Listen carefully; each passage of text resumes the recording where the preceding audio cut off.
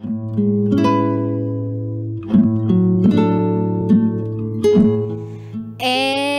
now, it's time for DJ Rocky's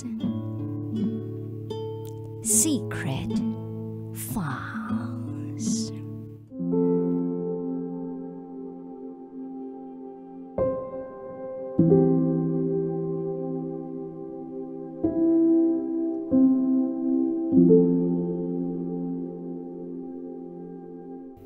Nahuli kami ng girlfriend niya. Pero, tinuloy pa rin namin.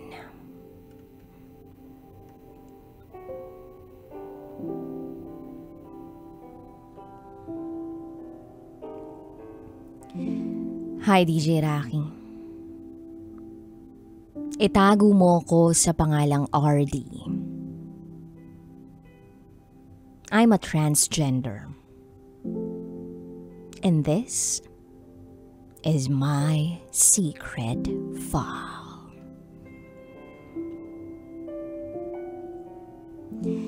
Nagsimula ang lahat sa isang one-night stand. A guy chatted me kung pwede raw kaming mag one-night stand. Pagkabasa ko noon, I agreed. So I replied, pwede. Since matagal-tagal na rin naman akong walang sex. Nag-set kami ng date kung kailan. That was September 4, 2023. Sa amin ko na siya pinapunta since mag-isa lang naman ako sa bahay. Nasa iba't ibang lugar na ang members of the family namin.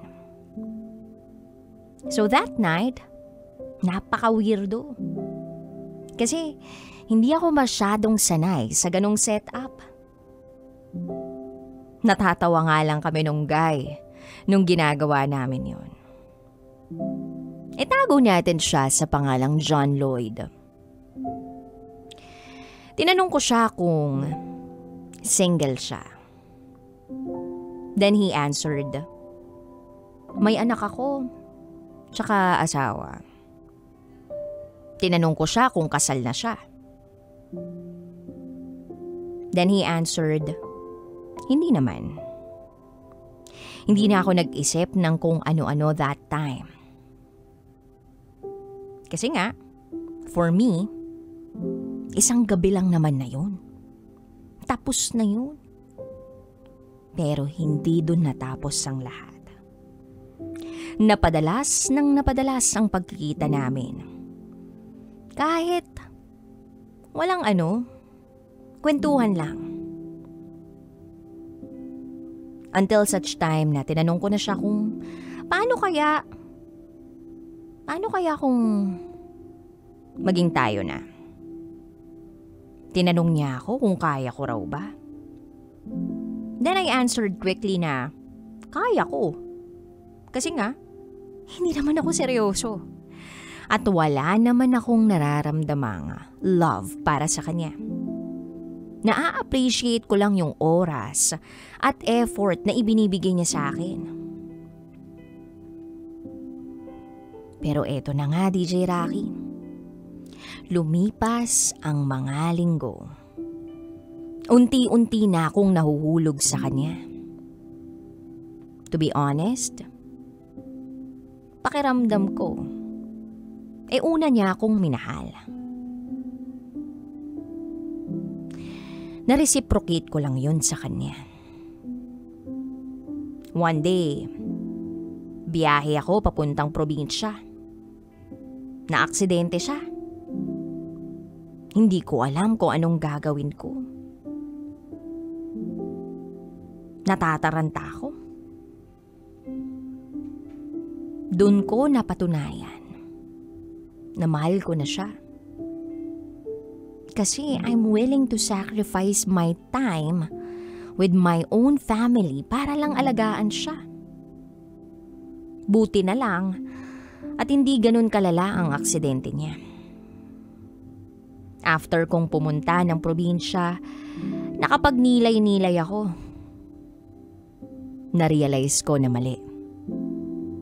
Mali ang ginagawa namin dahil may masasaktan kami. So I messaged him na kailangan naming mag-usap. Pinuntahan ako ni John Lloyd sa bahay. Nag-iyakan kami.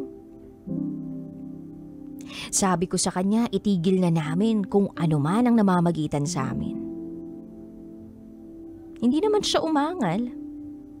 At sinabi na lang na mauuna na siya.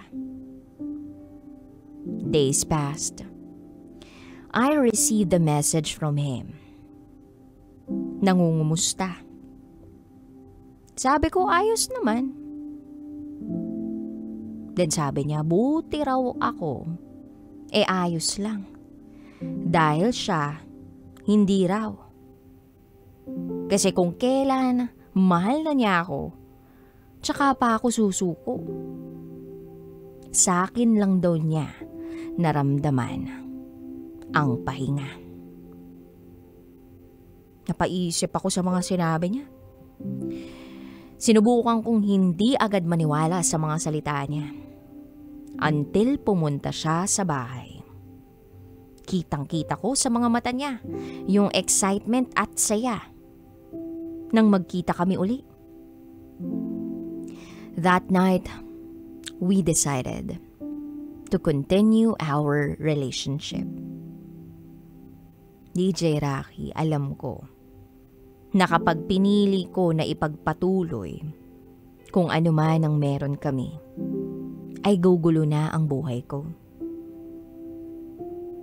Pero pag magkasama kami, nakakalimutan namin ang magulong mundo. No dull moment.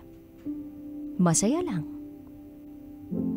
So tinanggap ko na third party lang ako. Natatanggap ko yung mga bagay na hirap na ibigay ng ibang lalaki sa kagaya kong transgender. Like love, respect. Yung ipakikilala ka sa mga kaibigan, hindi mahihiyang i-date ka sa public places. Yun siya eh. Ginawa niya akong babae. I asked him, anong meron sa kanila ng live-in partner niya? At ang sagot niya lang ay, palagi na lang daw silang nag-aaway.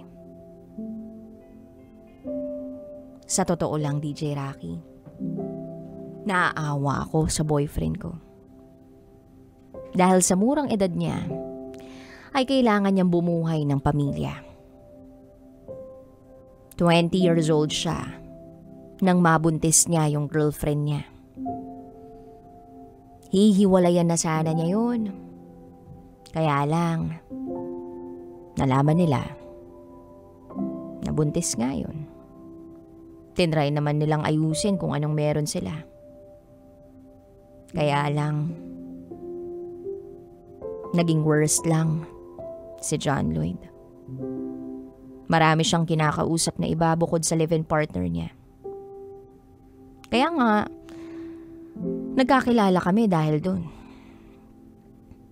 At ngayon, na nakilala niya na ako, natutunan niya kung paano maging masaya at makontento sa isang relasyon. Hindi naman sa nagpapaka-delusional ako pero alam ko at ramdam ko how loyal he is to me. At ganun din naman ako sa kanya. Nagbago kami para sa isa't isa. Tinaruan niya ako kung paano maging masaya at kontento sa buhay. Tinuruan niya ako na umiwas sa bisyo. Ako naman, I help him to be mature when it comes to handling his finances. and to be contented. Natutunan ko kasi, DJ Rocky, na in order for a relationship to last, dapat may communication at dapat may tiwala. Pero syempre, hindi lahat ng araw ay masaya. One day, naiwan niya. Naka-open ang dump account niya sa phone niya. Nabasa ng live-in partner niya ang message namin. Minessage ako ng babae. Hindi ako sumagot. Ayoko nang magulo. Ayokong patulan. Kinabukasan, pumunta si John Lloyd sa bahay. Madaling-madali siya noon. Tumakas siya sa trabaho para lang makausap ako. Sabi niya sa akin, hindi muna raw kami magkikita ng madalas dahil nahuli siya. Sabi ko, oo, alam ko. Kasi nag-message sa akin ang partner mo. Nagulat siya. Umiyak na lang ako.